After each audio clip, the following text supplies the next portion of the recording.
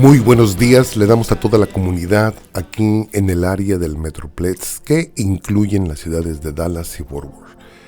Como también les damos la bienvenida a todas aquellas personas que nos están escuchando en las ciudades circunvecinas aquí a Dallas, Fort Worth, que nuestra radioemisora tiene el poder de alcanzar todavía mucho más allá de las fronteras de Texas. Pues también le damos los buenos días, la bienvenida a nuestro programa Hablemos de lo que no se habla.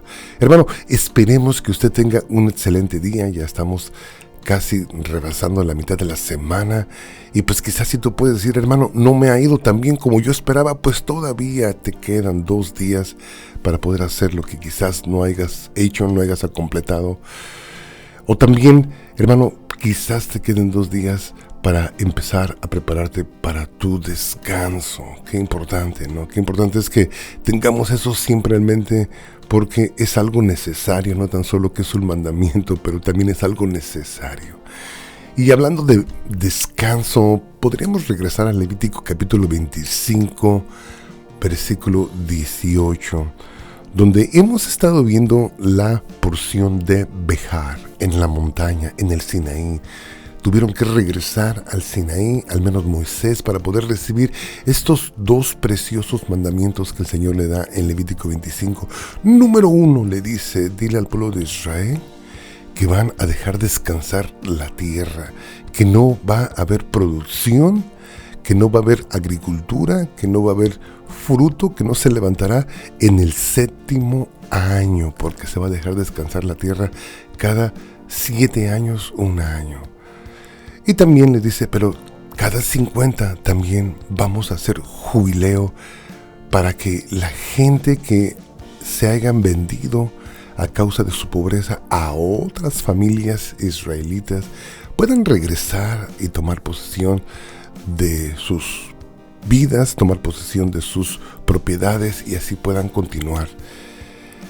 Y cuando nosotros llegamos al versículo 18, el Señor viene y sella con su palabra, no con su autoridad, y le dice a través de la boca de Moisés al pueblo de Israel, dice, ejecutad pues mis estatutos y guardar mis ordenanzas y ponerlos por obra, y habitaréis en la tierra seguros.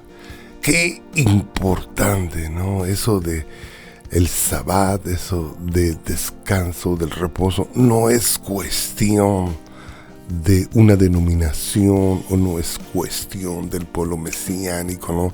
Eso es cuestión de que el Señor reposó, nos enseñó a reposar y nos ha ordenado el reposo. Porque si nosotros, hermano, no tomamos en consideración eso, nosotros a veces nos afanamos tanto que no sabemos ni cómo parar. No sabemos ni cómo descansar. Seguimos y seguimos y seguimos y seguimos, ¿no?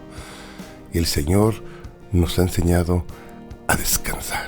Y también nos ha enseñado a dejar descansar las cosas, por así decirlo. En aquel tiempo le dejó descansar la tierra, que también la tierra la podríamos considerar como un ser vivo, ¿no? Entonces viene Moisés y le dice, diles. Este mensaje que recibió en la montaña, le dice que van a respetar un año sabático para la tierra, y también que van a establecer el año del jubileo. En el versículo 18 del Levítico 25, el Señor viene y firma y dice, ejecutad pues mis estatutos y guardad mis ordenanzas, ponedlos por obra, y habitaréis en la tierra seguros, y la tierra dará su fruto, y comeréis hasta saciaros, y habitaréis en ella con seguridad. Ahí está la promesa, ahí está que no tan solo el Señor viene y nos da sus estatutos, sus mandamientos, pero también de cada un mandamiento, de cada estatuto, viene una bendición que viene guardada a todos aquellos que saben respetar y guardar sus mandamientos, ¿no?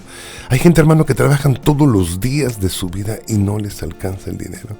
Y hay gente, hermano, que aún hasta con el sueldo mínimo, la gente puede subsistir, porque tienen la bendición del Eterno. Qué importante, amén. Porque si no tenemos la bendición del Eterno, hermano, de nada sirve. El Señor nos lo ha dicho una y otra vez. Dice, no importa que te levantes de madrugada y vayas corriendo a trabajar y llegues de noche y hayas trabajado 12, 14 horas. Si la bendición del Señor no está ahí, hermano, vano es toda nuestra semilla, está siendo tomada por el enemigo.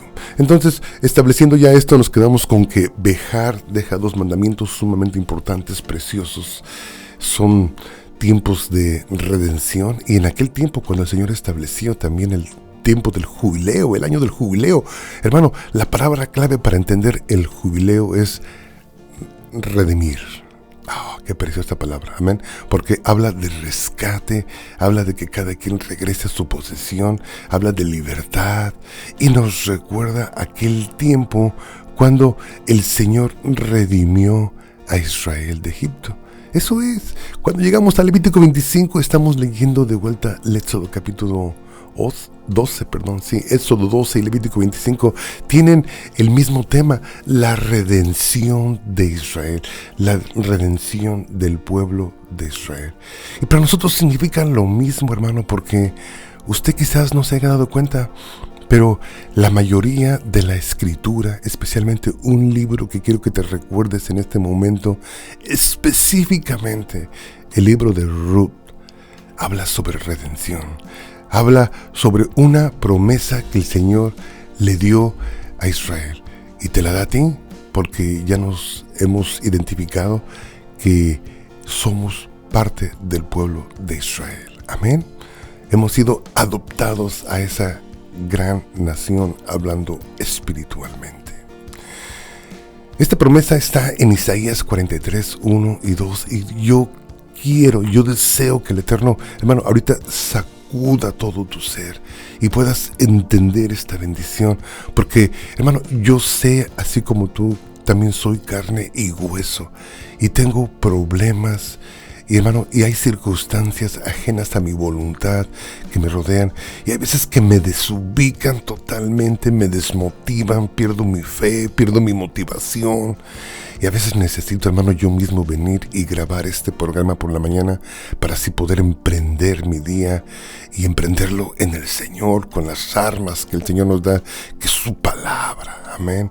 Y yo tomo para mí y te lo regalo a ti en esta mañana, Isaías 43, versículo 1 y 2, leyendo de la versión Reina Valera 1960, dice así, teniendo como subtítulo, Jehová es el único redentor. Hermano, escucha esto, por favor. No busquemos en esta sociedad, no busquemos en este país tan bendecido lo que solamente el Señor nos puede ofrecer.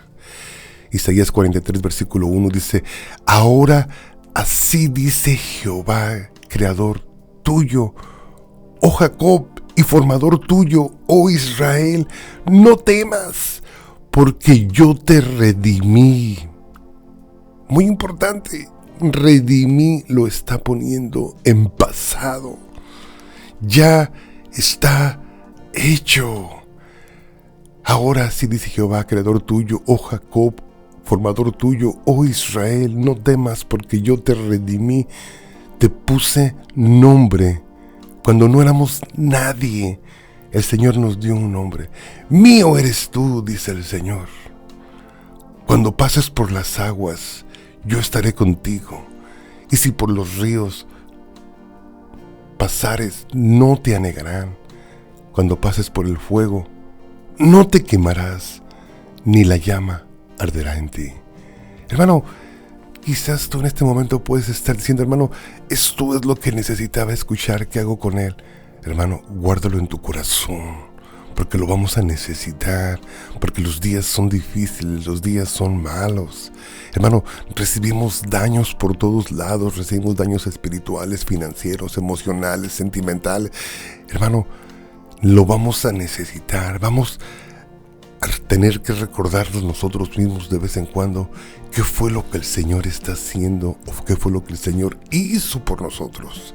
Y en este día yo te digo, hermano, tú has sido redimido y le perteneces al Señor.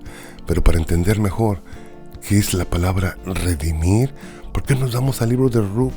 Hermano, y yo estoy seguro que la mayoría de las personas que me están escuchando ya han leído el libro de Ruth. Y es un precioso libro que, al parecer, para muchas personas que no entienden el tema, a lo mejor les parece una carta o un libro de amor, porque al final termina con matrimonio entre un hombre rico y una mujer pobre. Pero ese no es el sentido. El punto del libro de Ruth es lo que estamos viendo, hermano: el año del jubileo, el tiempo del perdón, el tiempo de la redención, el tiempo de que nos tenemos que recordar qué fue lo que el Señor está haciendo con nosotros. La palabra redimir es que ya le pertenecíamos al Señor, nos perdimos nosotros mismos y Él nos volvió a encontrar y pagó el precio por nosotros. Eso es. Y la palabra nos dice en Ruth capítulo 1, tratando de parafrasearlo para avanzar un poquito más rápido, hermano, eso fue lo que le pasó a Noemí y a Ruth.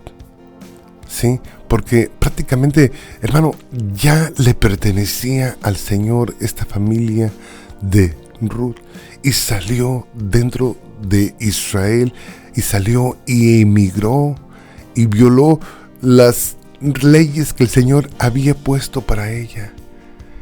Pero el Señor la perdonó, el Señor la restauró, el Señor la volvió a redimir, el Señor la volvió a dar su posesión dentro del pueblo de Israel. ¿Por qué no nos vamos y nos metemos más a fondo? Y dice así Ruth capítulo 1 versículo 1, dice: aconteció en los días que gobernaban los jueces. Fíjate qué tiempo tan difícil, que se parece mucho al de nosotros, porque el libro de los jueces se caracteriza por una palabra, hermano, y esa palabra es que cada quien hacía lo que mejor le pareciera ante sus propios ojos.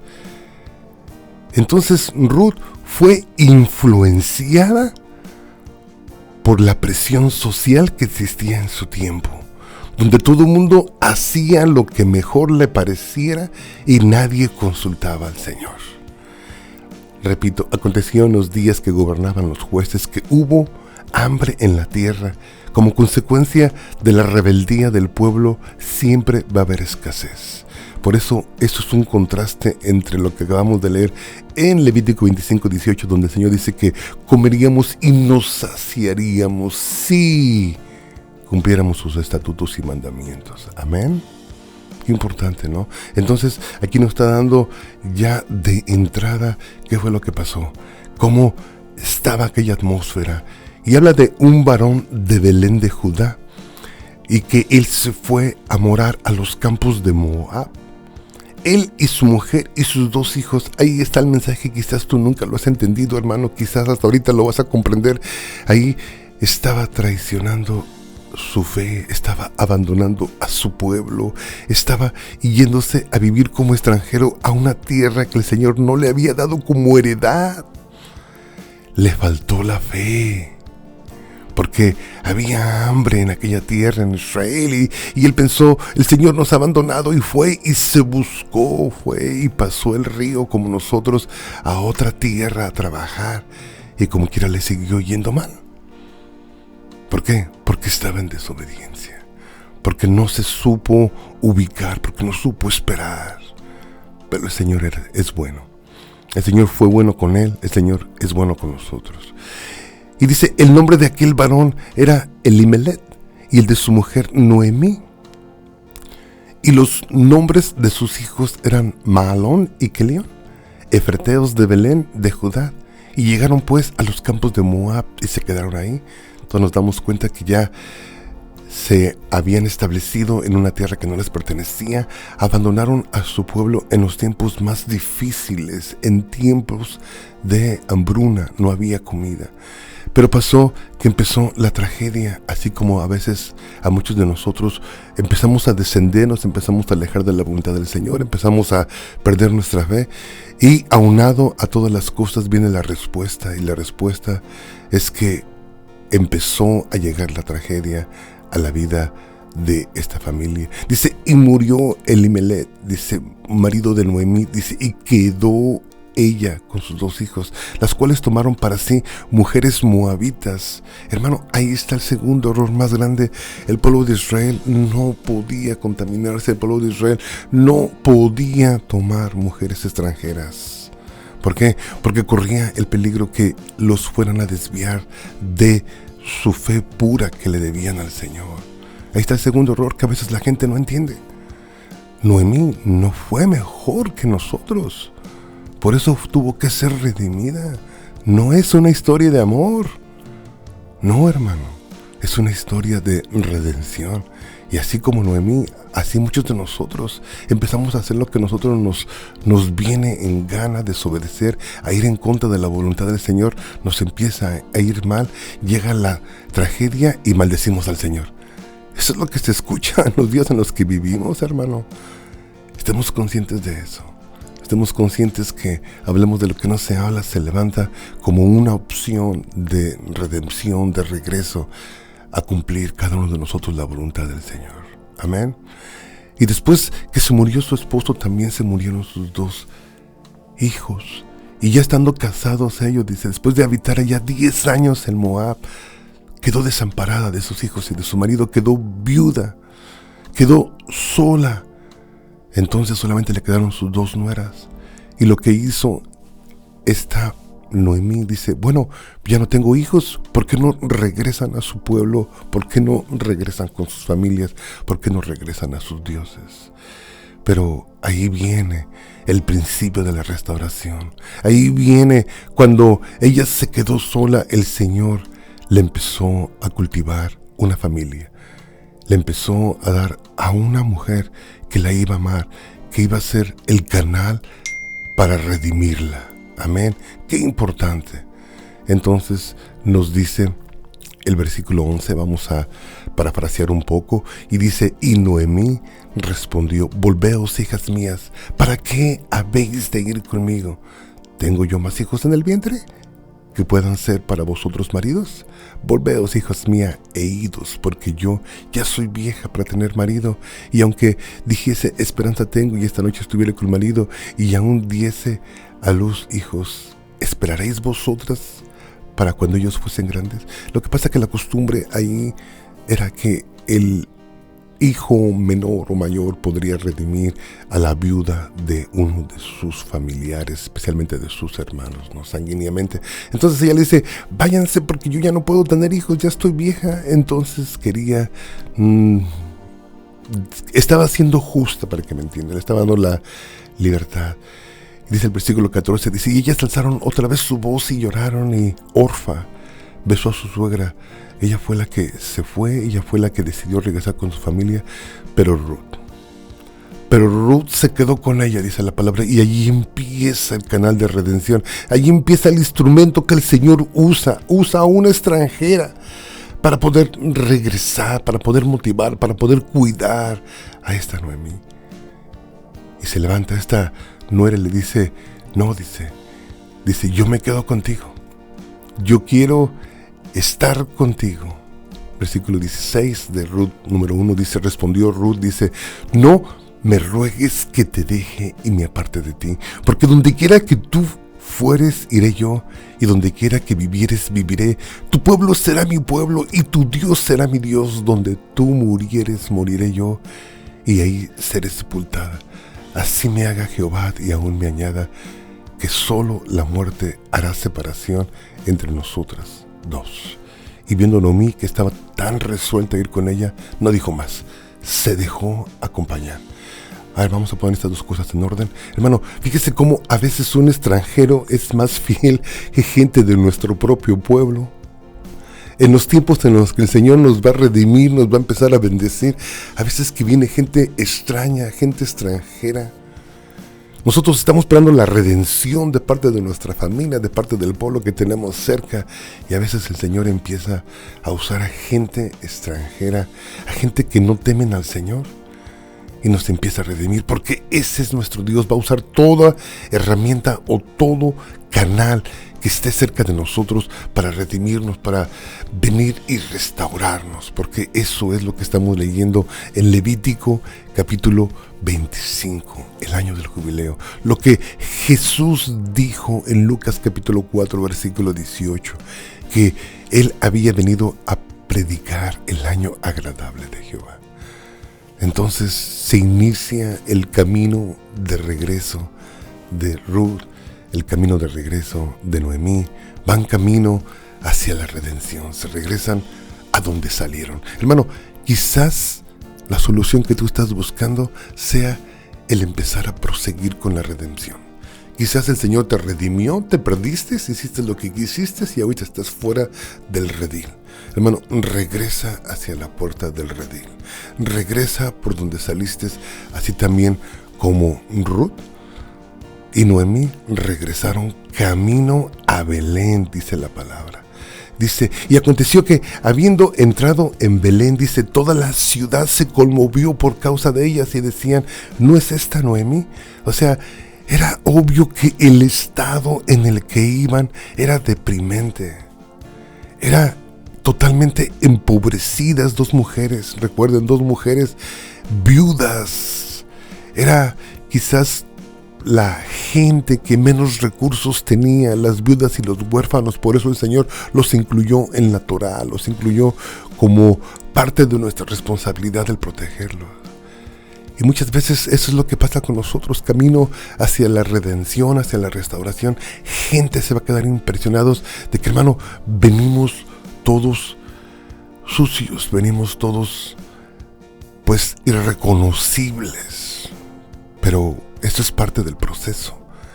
Y ella le respondió, no me llaméis más Noemí, que quiere decir, Noemí quiere decir placentera, alegría.